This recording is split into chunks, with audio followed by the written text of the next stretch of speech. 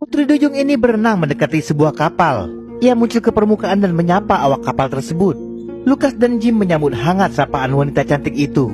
Ini pertama kali Jim melihat Putri Duyung. Putri Duyung itu nampak bingung dengan bentuk kapal yang tidak biasa. Ya, kapal itu berbentuk lokomotif dan menggunakan tenaga uap. Lalu ia meminta bantuan mereka untuk pergi ke batu magnet untuk membetulkan lampu air yang telah rusak.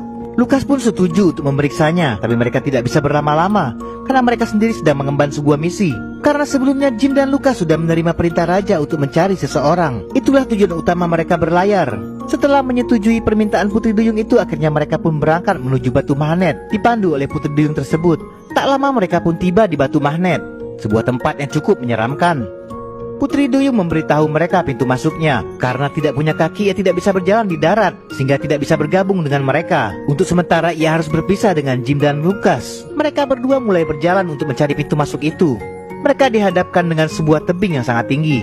Tak ada pilihan lain, mereka harus mendaki tebing tinggi itu. Untunglah batu yang berbentuk tiang itu membentuk formasi yang seperti tangga, sehingga memudahkan mereka untuk menaiki tebing itu. Hingga akhirnya mereka pun tiba di puncak.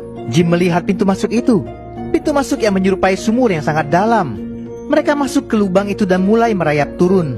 Dan semakin dalam mereka turun, semakin panas pula terasa udara. Itu karena mereka semakin dekat dengan inti bumi. Dan akhirnya mereka berdua tiba di dasar lubang itu. Mereka melihat sumber masalahnya. Ternyata ada bagian yang hilang. Mereka menemukan petunjuk dari sebuah prasasti yang tertulis di atas batu. Lalu mereka mulai mencari bagian yang hilang itu. Jim melihat sebuah benda yang bersinar di bawah tumpukan batu.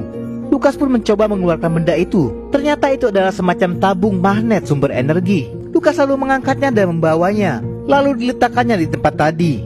Benda itu mulai bersinar terang, lalu energinya mulai menjalar. Energi itu terus mengalir ke seluruh permukaan, hingga membuat seluruh ruangan itu menjadi terang. Dan lautan di sekitar batu magnet itu pun menjadi seperti menyala. Inilah yang dimaksud oleh Putri Duyung itu dengan lampu air.